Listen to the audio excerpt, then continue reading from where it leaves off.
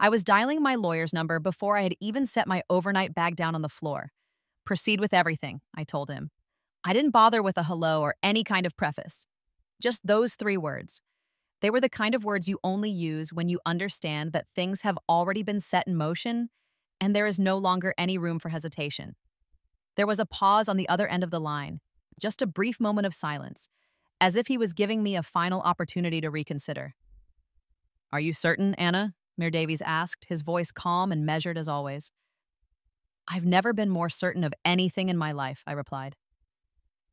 It had all started less than an hour before. I had just finished a long 48-hour surveillance shift, the kind of assignment that leaves you feeling disconnected from the world, smelling like stale coffee and forgetting what day of the week it is. Instead of driving back to my own apartment, I steered my car toward the small house on the edge of town where my mother, Helen, still lived. I didn't call her first. I didn't send a text message. Some instinct, a deep feeling in my gut told me not to.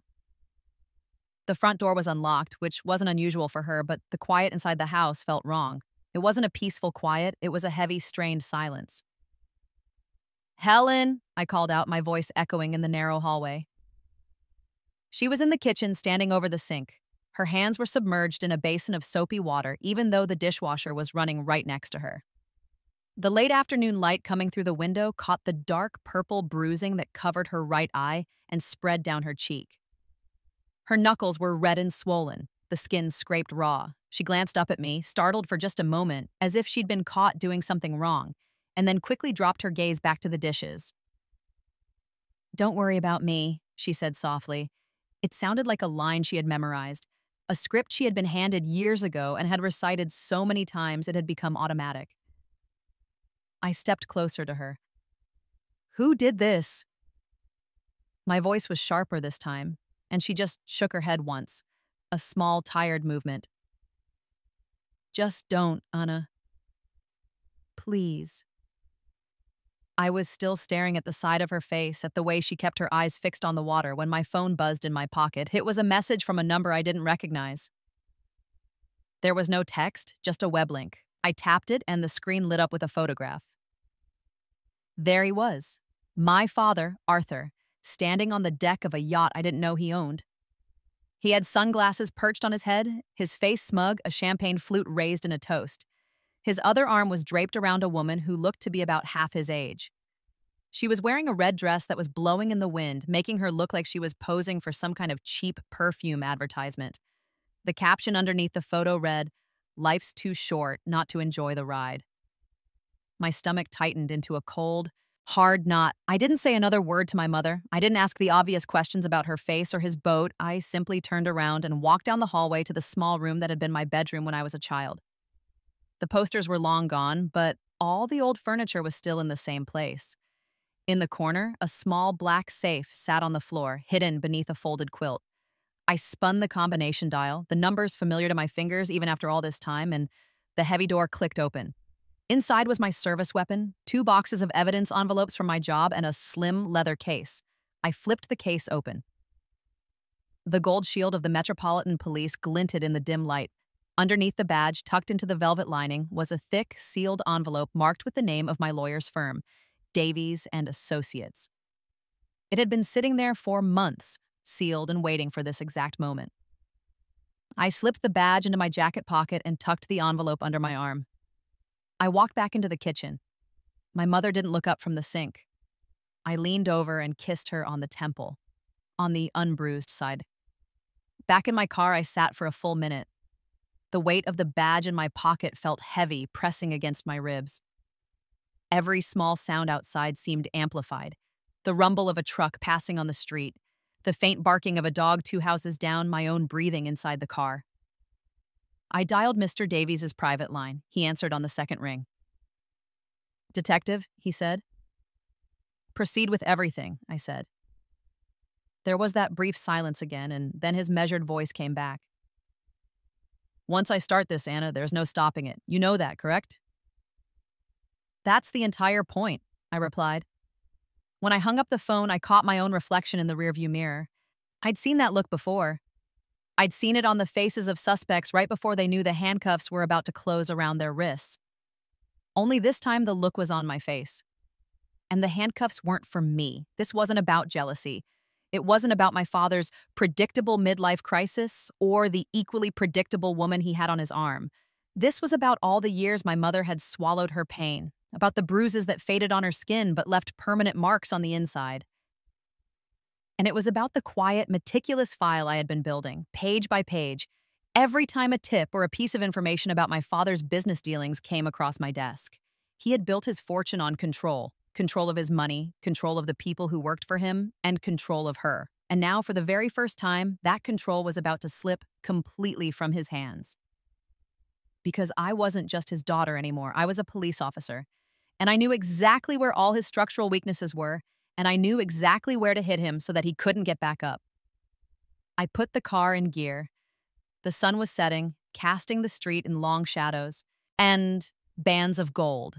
And for the first time in many years, I didn't feel powerless driving away from that house. I felt ready. The smell of lemon dish soap always takes me back. It's ridiculous, really, the way a simple scent can rewind your entire life like an old cassette tape. One breath of it, and I'm 10 years old again. I'm standing on the other side of the kitchen door, pressing my cheek against the wood grain so hard that it leaves a pattern on my skin. The radio is playing softly in the background, always softly, and my mother is pretending to hum along to the music so that I won't hear the other sounds. "Why is this house never quiet?" my father says, even though the house is already as silent as a church, with the only noises being the sound of plates touching porcelain and that low music. His voice has a weight to it, a volume that exists even when he's barely speaking above a whisper. It's the kind of voice that makes the entire room obey. I remember the clink of a glass being set down hard on the counter, the way my mother's humming would hitch for a second, and then a soft, breathy apology that sounded like wind escaping through a cracked window. The apology is what always angered him. It always did. It was as if her gentleness was a personal insult that he was required to correct. People ask where police officers come from. A handful of us, I think, are made right at a kitchen sink, learning to read tension and anticipate threats before we even knew what those words meant. Back then, I developed tactics. I memorized which floorboards in the hallway didn't betray your footsteps. I learned how to disappear into the utility closet with a portable cassette player and pretend I couldn't hear the argument escalating into a one-sided storm. I learned how to smile at school when a teacher would ask about the purple mark my mother got from bumping into a cabinet. I learned very early that, in our town, cabinets were apparently the clumsiest and most dangerous things for women. Sometimes my mother would come into my room long after the house had gone to sleep. She would sit on the edge of my bed, her fingertips tracing the seam of the blanket. In the dim glow from the hallway nightlight, her face looked both older than it should and somehow illuminated from within. "Anna, baby," she'd whisper, the word both a promise and a plea. "Don't worry about me." That line would have sounded noble in a movie. In real life, it just felt like a prison sentence that we were both serving. My father, Arthur, wasn't always a monster. That's the hardest part to explain to people who want their villains to be simple and easily sorted. There were some days when he'd make pancakes for breakfast, his forearms dusted with flour as if he'd been caught in a snowstorm. There are photographs of him in a nice suit, laughing, with his hand on my shoulder, the two of us squinting into the sun at a park picnic. There were gifts, flashy, expensive apologies disguised as generosity, and they were always granted on a timeline that only he controlled. Control can look a lot like kindness if you squint hard enough. He ran his construction company the same way he ran our house. Everything was based on immaculate schedules, on numbers that always added up, on crews of workers who never questioned his orders. Cash flowed through that business like a river that he could dam or redirect with the turn of a wrench. I didn't understand the way money moved back then, but I understood the kind of silence and obedience it purchased. When I was 16, I got a job bagging groceries at the local market. It was a glorious feeling, the way my feet would hurt at the end of a shift for honest reasons. I learned the price of things. I learned that when you buy a carton of eggs at the end of your shift, you carry it home carefully, like it's something precious. I also learned that my father did not like me working. He didn't like his family being visible out in the world without him there to manage the presentation. He didn't like that I came home smelling like other people's dinners and with my own hard-earned coins in my pocket. "You don't need to do that," he said one night, standing in the front hall, holding a grocery receipt I'd left on the table. "We're not that kind of people." We're the kind of people who eat, I said, before I had fully learned the value of strategic silence. He didn't hit me. He didn't have to. The look he gave me did the work, the way his gaze skimmed right past my face and landed on the wall behind me, as if I wasn't even worth the friction of a direct strike. He didn't speak to me for 3 days after that. I learned that absence is also a weapon. The night I turned 18, I filled out the application for the police academy while he was in the living room, watching the evening news. When I told my mother, she put both of her hands over her mouth as if she had just witnessed an impossible magic trick and was afraid that clapping would break the spell. When I told my father, he laughed. "You said," he said, "in a uniform, sweetheart? No." He said it like he was offering me a favor, as if his refusal was a kind act that could save me from myself. I went anyway. The academy was a sanctuary for me, precisely because it was honest about pain. You did push-ups until your arms shook and failed, not because someone was in a bad mood, but because you were building a life that depended on physical strength. You ran until your lungs burned because someday you might have to run towards someone who was screaming for help. You learned how to hold a stance, how to let your mind do the math and assess the situation, even when your body was telling you to bolt. The drills gave me a formal language for all the things I'd already been practicing in the dark: breathing, focus, command, and restraint. There was a day on the firing range when the instructor corrected my grip on the weapon and said, "Trust your hands. Rookie." He meant for me to let the muscle memory carry my aim, but for me, something deeper clicked into place.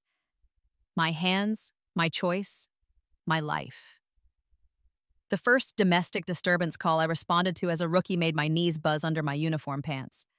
The dispatcher's voice was clipped and professional. "Neighbors heard shouting, possible injury." My training officer, a woman named Miller, who always smelled like spearmint gum and solved problems with the precision of a surgeon, met my eyes as we turned onto the narrow street. "Don't decide the ending of the story before you even know what the story is," she said. The house was tidy. They usually are. The woman who opened the door was wearing a sweatshirt with the sleeves tugged down past her knuckles. Her hair was damp, as if she had just washed it to try and erase the evening. A man hovered behind her in the hallway. He had that loose, easy swagger of someone who believes the room and everyone in it belongs to him. "Everything okay here?" Officer Miller asked. The woman smiled far too quickly. "We're fine."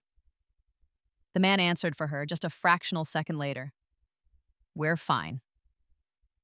Miller didn't argue with their words. She just let the silence in the room bear weight until it started to sag.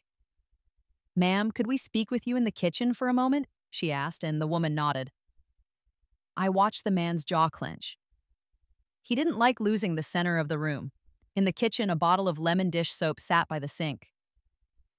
I felt my throat close up for a second. Miller spoke softly, like a friend. She asked if there were any injuries. The woman shook her head, her eyes fixed on the countertop, and then her sleeve slipped.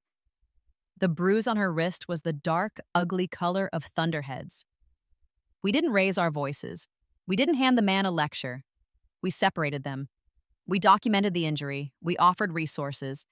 We did the slow, steady work of making a door where there had only been a solid wall. As I was writing the report, the man's voice floated in from the living room. "This is all a big misunderstanding. She's just dramatic." The words were perfectly rehearsed. I'd heard an older, slightly different version of them my whole life. When we left, the porch light flicked on automatically. The air outside was cool enough to sting my lungs. Miller looked over at me. "You okay?" she asked. "I'm fine," I said, and for the first time, it didn't sound like a lie. She studied my face for a second longer. "You held the line," she said. "That matters." Back in the cruiser, I stared at my own hands on the steering wheel. They didn't shake. I remembered my father's laugh when I told him I was joining the academy, the way he rolled the word uniform around in his mouth like it was a joke. I remembered my mother's whisper through all those years. "Don't worry about me." I did worry. The difference was that now my worry had edges. It had a badge. It had a procedure that could be written down, filed, and signed. The past didn't just vanish because I put on a uniform, but it now had to stand at attention while I walked through it. People like to pretend that there's a single moment when a child becomes an adult, as if there's a sharp, visible line. a bright stripe painted across the floor. It isn't like that. It's a series of echoes, doors clicking shut, pens scratching against forms, radios crackling with the names of places you'll never see, and people you'll never know asking for help. You answer the call, and the echo of it lands in your chest, and you just drive toward the sound. In training, they taught us how to draw a perimeter. I started drawing one around my mother, even before I consciously knew I was doing it.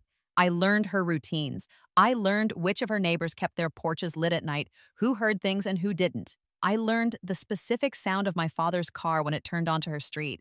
Years later, when that yacht photo glowed on my phone screen, none of this was random. None of it was a heat of the moment rage. It was a perimeter finally closing.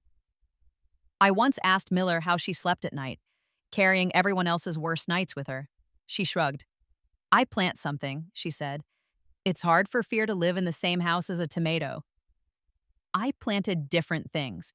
I planted files, names, dates, a timeline that could stand up in court. I planted a plan that didn't depend on anyone else being brave at the worst possible time. My father had taught me the architecture of control. I was just repurposing it. When I picture my childhood now, I don't only see the bruises, I see chalk lines on a driveway. My mother teaching me how to play hopscotch, the numbers so bright they looked like they were making their own light. I see the way her mouth tilted when she cut an apple and slid the best, crispest slice onto my plate. I also see the night she held the steering wheel in the driveway and didn't start the car, her knuckles white and still. We sat there, breathing the same air, both pretending a decision hadn't just slid between us like an extra passenger. "Don't worry about me," she said. Then, not like a plea, but like an order. I obeyed. I worried about everything else instead. And I made myself a promise for the day she would finally need me to break that order.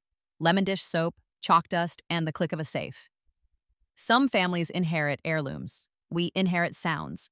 Mine were enough to build a life on, and when the time came, they were enough to dismantle a lie. I didn't start keeping tabs on my father out of a desire for revenge. At least, that's what I told myself in the beginning. It started with a simple accident, a document that came across my desk one Tuesday afternoon when the station's printer jammed and I had to dig through a mess of mixed-up pages from different reports. Buried between a stack of parking citations was a subpoena request from another precinct's white-collar crimes unit. They were seeking records for a holding company I recognized. The name was generic enough, North Shore Development LLC, but the registered agent's address was my father's office. I could have just handed it back to the clerk, pretended I'd never seen it. Instead, I read it twice and slipped the page into a blank manila folder before anyone could notice. That was 2 years ago. From that day, the folder grew slowly and deliberately like a sapling taking root. I added bank statements I was able to pull from public court filings, property records that were tied to shell companies with names my father liked to joke about at family dinners. I added photos of him meeting with men whose reputations kept them off most social ledgers, but not out of the business pages. I didn't have a grand plan at first, just a gnawing need to understand the machinery that kept my mother under his thumb. As a cop, you learn that abuse isn't just bruises and shouting. It's contracts you don't understand until they own your house. It's credit cards you didn't know were in your name until the debt collection notices arrive. It's making someone believe they can't possibly survive without you because you've woven their entire world from threads that you alone hold in your hand. My father had made himself both the loom and the weaver, and my mother, for all her quiet resilience, still clung to those threads. She refused to consider divorce when I suggested it. "It would destroy me," she said, and I couldn't tell if she meant financially, emotionally, or both. So I stopped talking about leaving and started preparing for taking. My lawyer, Mr. Davies, wasn't just a name on a brass plate. He'd been around since my academy graduation, the kind of man who looked like he'd been carved out of mahogany and patience. He didn't ask why I wanted property searches run on my father's companies. He didn't comment when I brought him photos of yacht registrations and invoices for remodeling projects in cities where my father had no legitimate business. He just said, "We'll build a box, Anna, and when it's strong enough, we'll drop it over him." I liked that image. It was quiet, controlled, with no wild confrontations, no screaming matches that could be dismissed as a daughter's spite. Just a box. The mistress, her name was Claire, came into the picture a little over a year ago. She was a licensed real estate broker, smooth as glass in all of her social media posts, always leaning just enough into the camera to catch the neckline of whatever she was wearing. My father paraded her through high-end charity events like she was both his prize and his proof of success. A little digging, and I saw her signature on at least 3 property transfers into shell companies that were connected to my father. That's when Mr. Davies's box got sturdier. We connected her commissions to properties that were bought and then flipped at improbable profit margins. We traced cash infusions from accounts in the Cayman Islands into corporate holdings that were in her brother's name. It was the kind of web where you didn't know if you were mapping out fraud or money laundering or both, but you knew for certain there was a spider at the center. Meanwhile, I played my role. I showed up for birthdays, holidays, and the occasional stiff lunch, where my father would ask about my cop work with the same tone someone might use to ask about a child's hobby. I'd nod and offer safe anecdotes about traffic stops or neighborhood watch meetings. All the while I was taking a mental inventory. The expensive watch on his wrist, the tan line from a ring he no longer wore, the way he always paid the bill in cash, even at restaurants that knew his name. He never asked about my love life. I realized later it was because, in his mind, I belonged to the job, to the badge.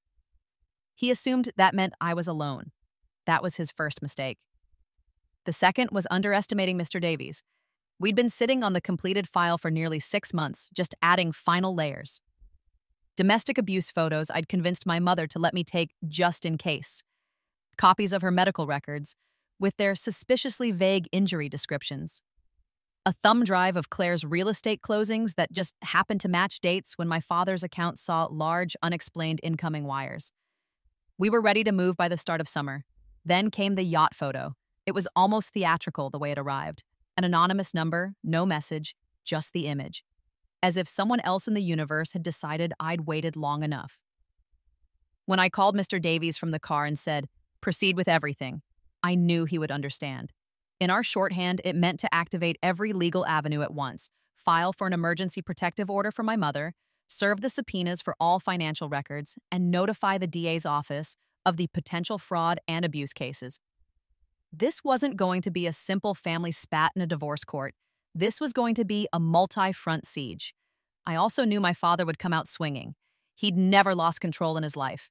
Not in his business, not in his marriage, not in the public image he'd built so carefully that people in town still described him as a pillar of the community. Pillars, I'd learned, were just things you could topple if you found the right crack. That night, I sat at my own kitchen table with the entire folder spread out in neat lines. Years of notes, receipts, and cross-references. I stared at the first document, the subpoena from that printer jam, and thought about how one stray piece of paper had started this avalanche. Some people believe in fate. I believe in bad men leaving breadcrumbs because they think no one is hungry enough to follow them. The next morning, Mr. Davies called. "We're live," he said simply. "What's first?" I asked. "Bank accounts," he said. "They'll be frozen by noon. He'll know something's wrong by lunch." I imagined my father sitting at a table with Claire, ordering wine, reaching for his phone when the credit card was declined. I imagined the way his smile would falter, the controlled, quiet tone he'd use with the waiter. I imagined the cracks starting to form, and for the first time in a long time, I didn't just feel ready. I felt like I was ahead. Mr. Davies didn't waste any time. By the time I rolled into the precinct's parking lot that morning, he'd already sent over a list of everything that was in motion. Court petitions, asset freeze orders, subpoenas. The protective order for my mother was at the top of the list in bold print. It was the kind of legal move you couldn't easily reverse once it hit the system. I sat in my unmarked car, my badge heavy on my hip, reading the emails on my phone. I could almost feel the gears turning in rooms I couldn't see. Clerks stamping papers, bank compliance officers forwarding urgent memos, process servers knocking on polished office doors with manila envelopes that carried more weight than any bullet. Step 1 was about the money. My father's wealth was his fortress, and he had built very high walls. But money in a bank was just numbers in a database, and numbers could be locked with a single keystroke. By noon, His main corporate accounts and 3 of his personal ones were frozen, pending investigation. Step 2 was about the paper trails. Subpoenas went out to 2 title companies, 3 different banks, and a brokerage firm. Claire's real estate firm made the list, which meant she'd be getting a very official visitor sometime in the next 48 hours. Step 3 was the protective order, emergency, no contact. It gave my mother the legal shield she'd never had before. I knew it wouldn't stop him from trying to reach her, but now, every text message or phone call could be a violation with real legal teeth. The hardest part was getting her to agree. I drove back to her house after my shift, not in my uniform. She was in the living room, folding laundry into small, neat stacks, just like she always did when she was anxious. The television was on low, playing a rerun of some home renovation show. "I need you to sign this," I said, setting the papers on the coffee table. She glanced at them, then at me. "What is it?" "A protective order." Her face tightened.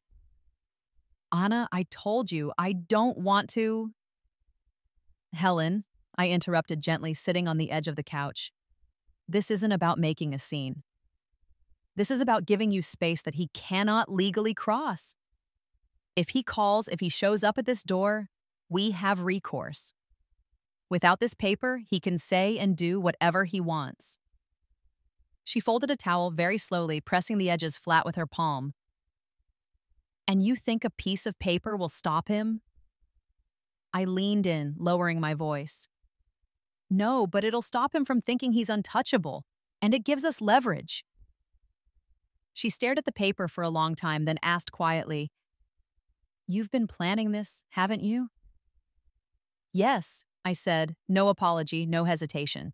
Her hands lingered on the pen for a moment before she finally signed her name. That night, I met Mr. Davies at his office. The place smelled faintly of leather and old paper, the kind of space that made you want to whisper. He had maps and flowcharts taped to the wall, with lines of connection drawn in red ink between company names and account numbers. "This is where it gets noisy," he said, tapping a section of the chart where Claire's name was circled. "Once she's served with her subpoena, your father will know we're not just circling the wagons. We're coming straight for the gate." I studied the chart. "Good, let him know." Mr. Davies gave me a serious look. "Detective, once this starts, he's going to try to hit back hard. He'll call in favors. He'll try to smear you if he can. I've been a cop long enough to know that the truth doesn't shout, but it survives," I said. 2 days later, the first crack in his composure showed. My phone rang while I was at my desk writing a case report. The caller ID flashed his name, Arthur. I let it go to voicemail. He didn't leave a message. 5 minutes later, a text message came through. "What the hell do you think you're doing?" I didn't reply. Another text followed immediately. "This isn't a game, Anna. You're making a mistake you can't fix." I put the phone face down on my desk and finished my report. Every message he sent now was just another piece of evidence. By the end of the week, Claire's name was all over my social media feeds, not because of her dresses or her yacht trips, but because her real estate firm had been temporarily closed, pending investigation. Rumors spread fast in the circles my father moved in. People didn't care about the details. They just cared about the stain. I got a call from Miller, my old training officer. "Saw the news," she said. "Yeah, you finally pulling on that thread?" "Something like that." "Well," she said, "don't stop until the whole sweater's gone." The real turning point came on a Thursday morning. Mr. Davies called at 7:15 a.m. "We got the judge," he said. "Full access to his corporate ledgers for the last 10 years. That was the equivalent of opening every locked drawer in his entire life. Contracts, payouts, under-the-table deals, all of it was now potential exhibits. I hung up and sat there in my kitchen, my coffee cooling in my hands, thinking about my father's favorite line. "You can't fight what you can't see." He was about to find out what happened when someone finally saw everything. Later that day, I drove past the marina where he kept the yacht. It was there, gleaming in the sun, but it was quiet. There was no music, no movement. I parked far enough away that no one would notice me just watching. I thought about the photo on my phone, the way his smile had looked so effortless, so certain. He'd posted it to tell the world he was untouchable. I'd kept it to remind myself that he wasn't. The plan was moving now, faster than even I had expected. And the best part was that every single step was by the book. No favors, no bending the rules, just the slow, steady grind of law and process. The same machinery he'd used to protect himself was now turning against him. When you work in law enforcement, you learn patience. But you also learn that once momentum builds, you don't stand in its way. You aim it. I wasn't aiming for an arrest, not yet. I was aiming for the moment when he realized that every single exit was already locked. It started with a letter that looked expensive. It was printed on heavy, cream-colored cardstock with raised lettering that tried too hard. A messenger dropped it at my precinct's front desk like he was delivering a crown. Inside, it was a demand for immediate cessation of all actions, a threat of defamation claims, and language that was polished to a mirror sheen, promising my ruin. My father's attorneys, his army in pinstripes, had finally arrived. Mr. Davies read it once and set it down on his desk like it was a used napkin. "Noise," he said. "They just want you rattled." "I've been rattled before," I said. It didn't last.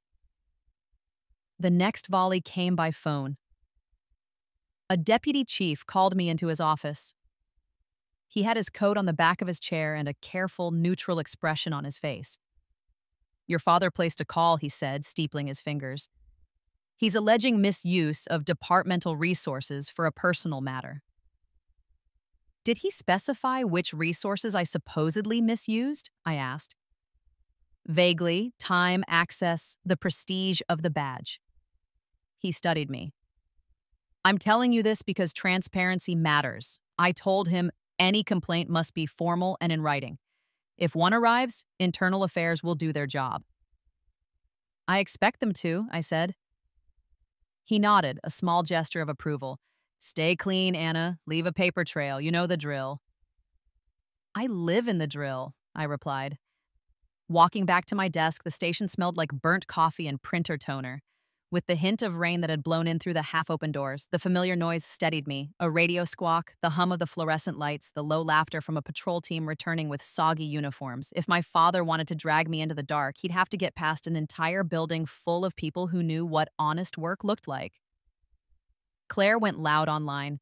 Her first post was a selfie with a caption that read like a press release.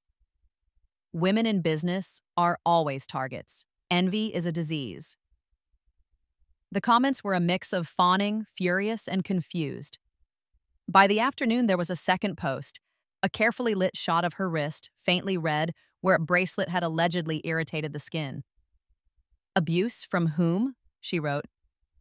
42K likes, a colleague muttered, scrolling past it. I felt something old and hot rise in my chest, but I let it pass. You can't argue with a hurricane by yelling at the wind. We pivoted. Mr. Davies filed a motion to compel production on one of Claire's closings that stank like a fish market in August. We requested the full chain of emails, not just the summaries. She'd either have to comply or she'd blink. Either option would tell us something. My father kept calling. I stopped listening to his voicemails, but Mr. Davies insisted on archiving every one of them. That night, at my kitchen table, we played them through his laptop speaker for the record. My father's voice was a metronome of control. Soft, then sharp, conciliatory, then cruel. "Sweetheart, this is beneath you. These theatrics, this persecution, click. You're making a public fool of your mother. Do you want that? Click. If you keep this up, you will regret it. I will not be destroyed by my own child." Mr. Davies paused the playback and glanced at me. He's performing for an audience of one himself. "And his attorneys," I said. "He wants a judge to hear these and think I'm unhinged." "Great," Mr. Davies said dryly. "Let them hear the subtext. Men like this always reveal themselves in the second paragraph." The smear campaign widened. A local gossip site ran a piece. Prominent business leader harassed by estranged daughter, a police detective. There was a photo of me leaving the courthouse, my face carved by the harsh noon sun into something harder than I felt. The article quoted sources close to the family who described my mother as fragile and suggested I was reliving adolescent grievances. The comments were vicious and also weirdly supportive. A retired nurse wrote a long paragraph that started, "I used to see women come in with stories about bumping into cabinets." I printed that one and slid it into the folder. Not because it was evidence, but because it was truth. 2 days later, Mr. Davies called with a tone I'd never heard from him before, alert, almost eager. "We have a visitor," he said. "Says he's your father's former partner from the early days. A man named Frank Larson." Frank arrived in a suit that had seen better years and a tie that had given up. He was in his 60s, with hands that looked like he'd done real work before money taught him to hire it out. He didn't sit down until I did, as if he needed to decide whether I'd earned the story he'd brought. "You look like your mother," he said, then caught himself. "That was meant as a compliment." "It is," I said. He folded his palms on the table, anchored himself, and began. They'd started the company in a rented garage with borrowed tools and a single ledger book. My father had been brilliant with numbers and merciless with everything else. It worked until it didn't. "We were young," Frank said. "He had the ideas, I had the hands. Then the ideas turned into shortcuts. The shortcuts turned into, let's call them efficiencies that didn't meet code." He told us about jobs that were bid low and then padded later with unforeseen costs. About city inspectors who suddenly became very reasonable after a long lunch. About a worker who fell from a scaffolding and was paid in cash to keep quiet. Except the man's wife didn't stay quiet. There was paperwork, there were signatures, there were checks written from accounts with names I recognized from my own files. "And at home?" I asked, because sometimes the ledger you need isn't the one with the numbers. Frank's jaw tightened. He was the same, he said. He believed people were raw material. You mold them or you crush them, but you never meet them where they are. He slid a battered manila envelope across Mr. Davies's desk. Inside were copies of invoices, a calendar with initials written next to payment dates, and, my breath caught, 2 photographs from the scaffolding incident. The injured man's name was scrolled on the back in blue ink. "Why now?" Mr. Davies asked. "Because I watched the news," Frank said. "Because I knew your mother once. Because the little girl who used to keep score on her fingers at the company picnic shouldn't be the only one carrying this." There are moments in a case when the entire room shifts, not because of the volume, but because the gravity changes. This was one of those moments. We had been aiming for my father's money. Now, with Frank's materials, we were angling towards something much worse. A pattern of endangerment, possibly criminal negligence. The kind of thing that gets the district attorney to stop by in person. Mr. Davies's eyes flicked to me. "This widens the field," he said. "We're not just in family court and banking records anymore. We're in worker safety, insurance fraud, bribery. If even half of this holds, the state will want a piece." I felt a strange, cold steadiness settle in. This was no longer just about my mother's bruises and my father's yacht. This was a map of harm that radiated outward, to employees, to buyers, to the city that had approved buildings on paper that might be very different in concrete. That night, the sky broke open and rain drummed against my roof like fingertips. I made tea I didn't drink. I paced the length of my apartment while the kettle cooled and tried to catch every feeling as it flashed by. Anger, yes. Relief, yes. And something that felt like grief for the version of the world where this could have been smaller. My phone buzzed. It was Miller. "You holding up?" "Yes," I wrote. "We have a witness, an old partner." "Good," she replied. "People like your father build mazes. Witnesses are doors."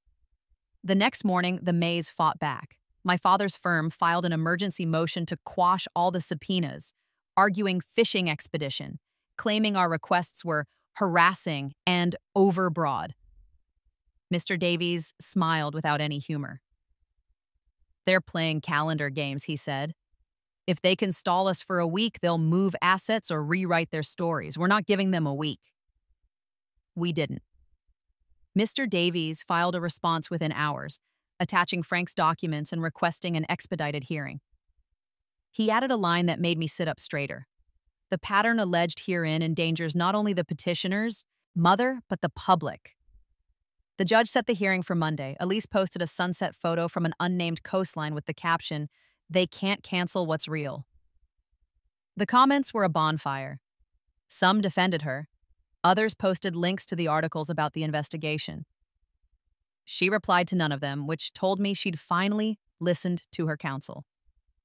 Sunday evening, I drove out to my mother's house with a bag of groceries and a bouquet of grocery store tulips that looked sillier than I'd intended. She was cooking spaghetti with too much garlic the way I liked it. We ate quietly, the sauce splattering red moons onto the plates.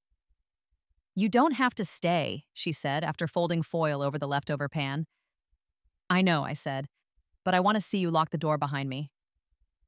She did. The deadbolt clicked, the chain slid, and that small music was somehow louder than thunder. On the porch, the air smelled like wet grass and an impending trial. I drove home with the wipers on full and my badge sitting on the passenger seat, a small golden moon catching the streetlights. The counterattack had made noise. It had tried to rattle and smear and stall. But I had my own army, one built of paper, photographs, honest men with tired ties, and women who'd stopped apologizing for saying what they saw. On Monday, the courthouse would open like a throat, and we'd step inside with our words sharpened. For the first time since I'd said proceed with everything, I understood what we were actually burning. Not a person, not even a reputation, but the shelter he had built for his lies. Monday morning smelled like rain-soaked stone and strong coffee. The courthouse steps were slick, the kind of slick that could put you on your back if you weren't paying attention. I climbed them slowly, deliberately, my badge in my purse instead of on my belt. This wasn't a day for uniforms, it was a day for precision. Inside, the air was cooler than it needed to be, humming with fluorescent light. The echo of heels on the marble floor was punctuated by murmured greetings between lawyers in dark suits. Mr. Davies was already waiting outside the courtroom, one hand in his pocket, the other balancing a slim leather portfolio. "You ready?" he asked. I nodded. "Is he here?" Mr. Davies' eyes flicked toward the double doors. "Front row, center. Claire's next to him." We walked in together. My father was exactly where Mr. Davies said, center seat in the gallery, wearing an expensive navy suit and a smirk that didn't quite fit his eyes.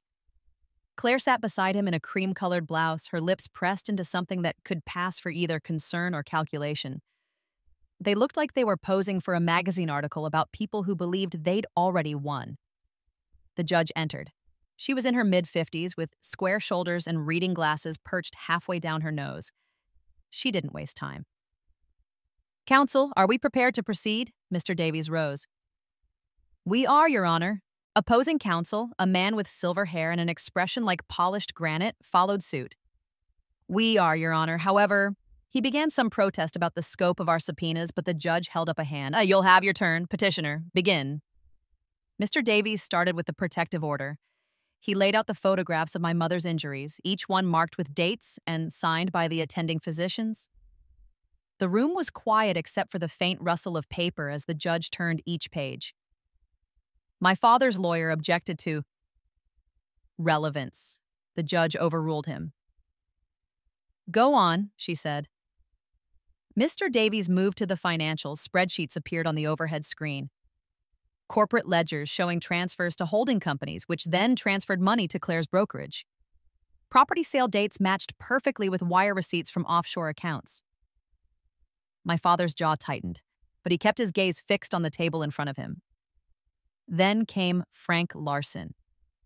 He walked to the stand slowly, one hand brushing the railing for balance.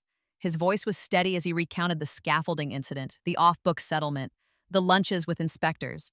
He named names. He produced copies of invoices signed in my father's own hand. Each document hit the record like a stone dropping in water, the ripples moving outward. My father's lawyer tried to shake him on cross-examination, pressing him on dates and memory. Frank didn't flinch. "I kept records," he said, tapping the envelope in front of him.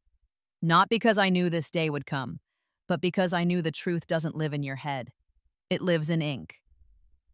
Claire's turn came next, but Mr. Davies didn't call her. The DA did. I hadn't expected the district attorney's office to be there until that very moment. A young prosecutor in a charcoal suit stepped forward, introducing herself and informing the court that her office had opened a parallel criminal investigation based on the evidence submitted. The judge leaned back in her chair. Proceed. The prosecutor displayed a set of closing documents from Claire's firm, highlighting gross inconsistencies between the sale prices and the reported commissions. Claire shifted in her seat, her fingers curling tight in her lap. These documents, the prosecutor said, show a pattern of inflated valuations funneled through limited liability companies connected to the respondent. She tapped a page. The proceeds were then moved offshore within 24 hours. My father's lawyer objected again, arguing this was a civil matter. The judge disagreed. Fraud is fraud, counsel, she said.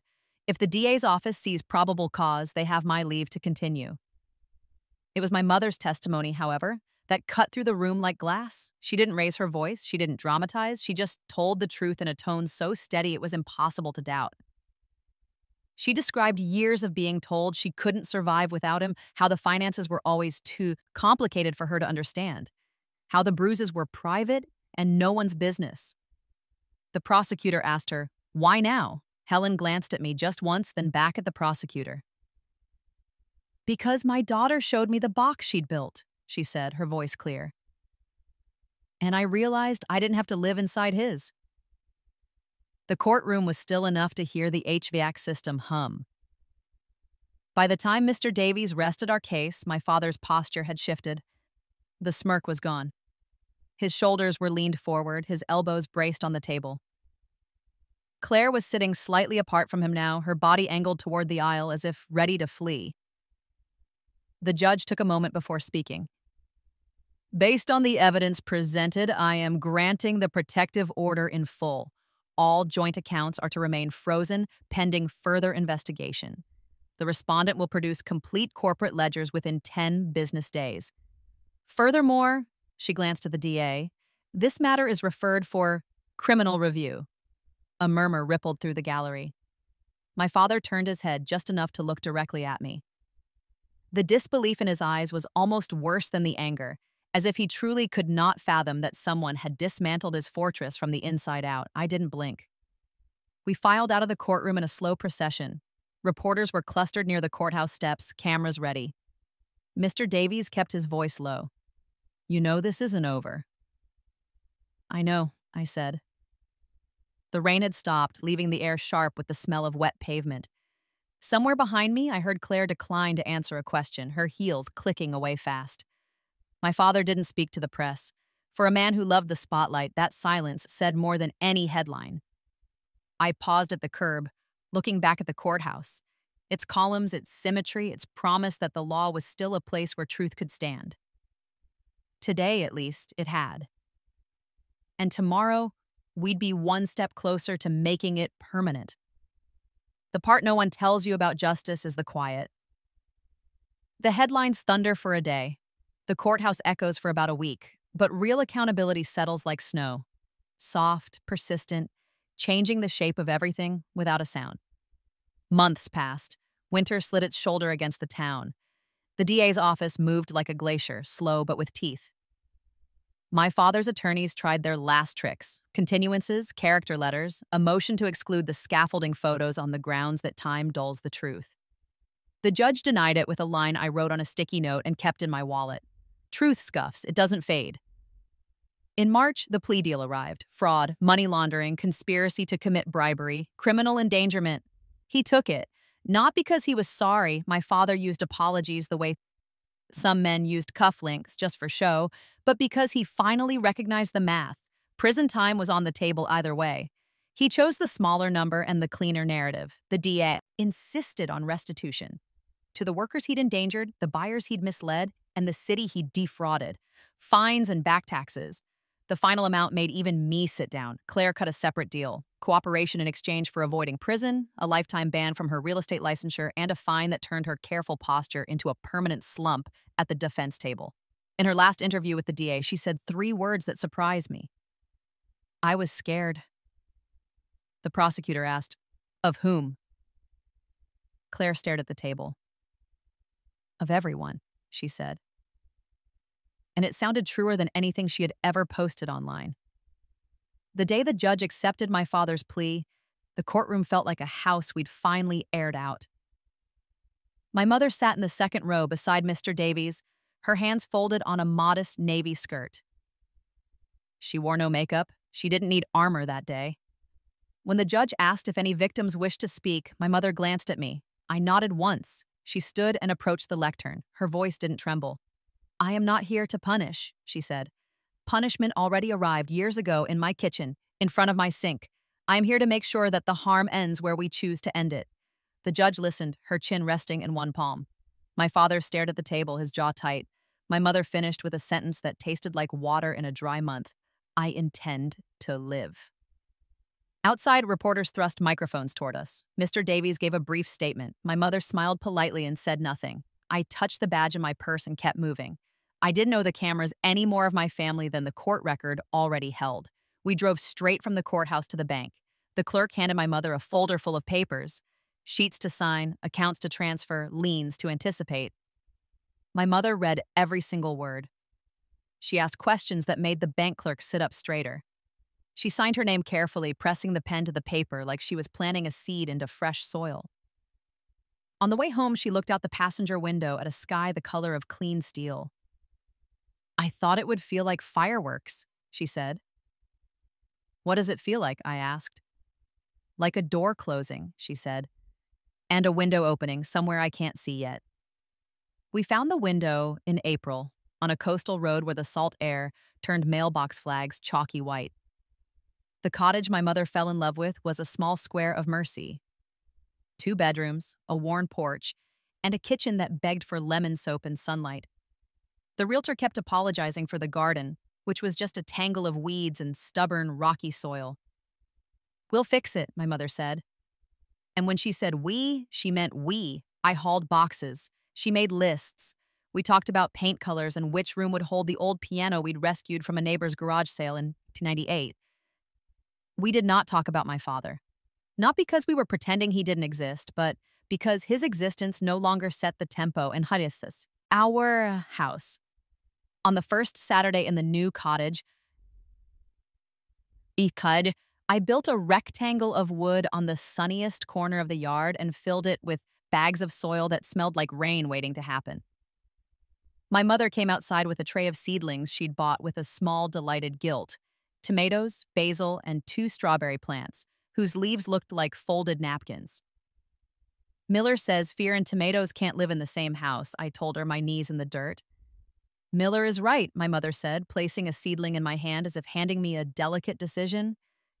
"Let's see if it's true for gardens." We planted in companion pairs, basil beside the tomatoes, marigolds to keep the pests away. I showed her how to water the roots, not the leaves. She showed me how to hum, not to drown out noise, but just to invite the bees. The sun came down like a blessing that nobody had to ask permission to give. The first letter from my father arrived in May, forwarded from Mr. Davies's office. I waited 3 days before opening it, standing at the kitchen counter with a butter knife because it was the only blade within reach. He wrote about misunderstandings, about being led astray by associates, about the cruelty of public opinion. He wrote about me like I was a weather event, a storm that had damaged the coast but spared the lighthouse. He did not write the words I had sometimes pictured late at night, like a child rehearsing grace before dinner. I folded the letter back along its creases and put it in a drawer. It wasn't for my mother to carry. It wasn't for me to swallow. It was just paper. I let it be paper. June came and warmed the tomatoes into fat green promises. My mother learned to tie them gently to stakes. She wore a sun hat that made her look like a photograph from a book about a country where people kept their promises. I visited twice a week, sometimes more, sometimes less, depending on my cases. When I left, she locked the door and waved from the porch a small, triumphant motion, like a captain acknowledging calm seas. Work didn't stop just because my personal storm had shifted. Domestic calls still rolled in. Some houses were tidy, some were not.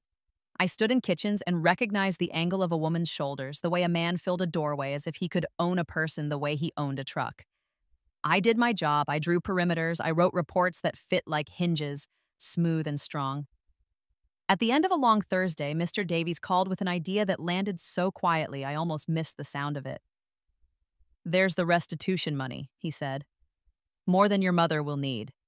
We could let it sit and gather polite interest, or we could move it. Move it where? A fund, he said.